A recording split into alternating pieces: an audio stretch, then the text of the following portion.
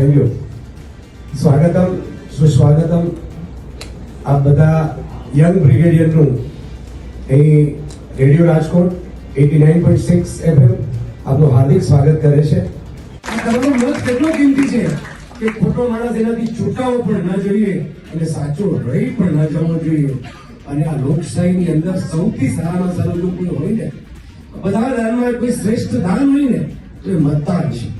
અમારા માર્ગદર્શક, અમારા CEO, અમારા ફેમિલી હેડ કે જેણે પરિકલ્પના કરી રેડિયો રાજકોટની અને એકમાત્ર કોમ્યુનિટી સેન્ટર એવા જ્યોતિન્દ્રભાઈ મહેતા આપની વચ્ચે અહીં ઉપસ્થિત છે. એ આપણા બધા માટે એક વખત જોરદાર તાળીઓ એમના માટે. રાજકોટ એક મોટું પરિવાર છે. આ પરિવારનો પોતાનો એક અવાજ છે, પોતાની ઈચ્છાઓ છે. રાજકોટ એવું કરવું જોઈએ કે આપણે બધા ભેગા મળીને રાજકોટને સ્વચ્છ બનાવી શકીએ, રાજકોટને દુનિયાનું બેનમૂન શહેર કરીએ. આપણા બધાની ઈચ્છા. આજે આપણે અહીંયા 18 વર્ષથી ઉપરથી કે પહેલી વાર મત કરે છે એવા કેટલા બધા લોકો છે આપણા ભારતમાં. રાજકોટમાં આપણે રેપ્રેઝેન્ટેટિવ તરીકે એવા કેટલાક લોકોને આપણે એનું સન્માન કર્યું. બધા તાળીઓ પાડીને એને પહેલી વાર વોટર કર્યું, એનું સન્માન કર્યું. આ આપણું ભવિષ્ય છે, આ ભારતનું ભવિષ્ય છે અને they will vote for the nation.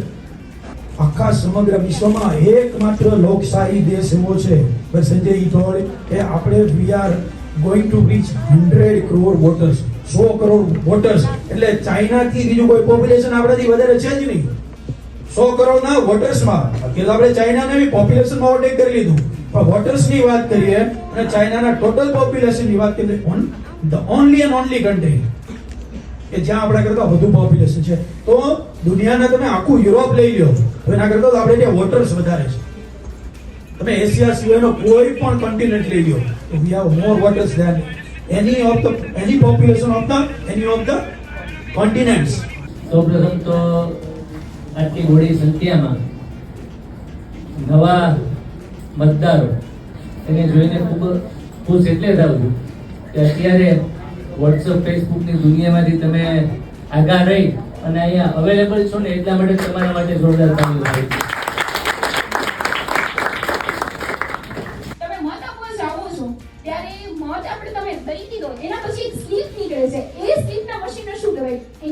મને ખબર છે જે લોકો હાથ ઊંચા કરે છે એને આવડે જ છે, પણ મારે પર્ટિક્યુલર લોકોને જ પૂછવું છે કે એમને ખબર છે કે નહીં.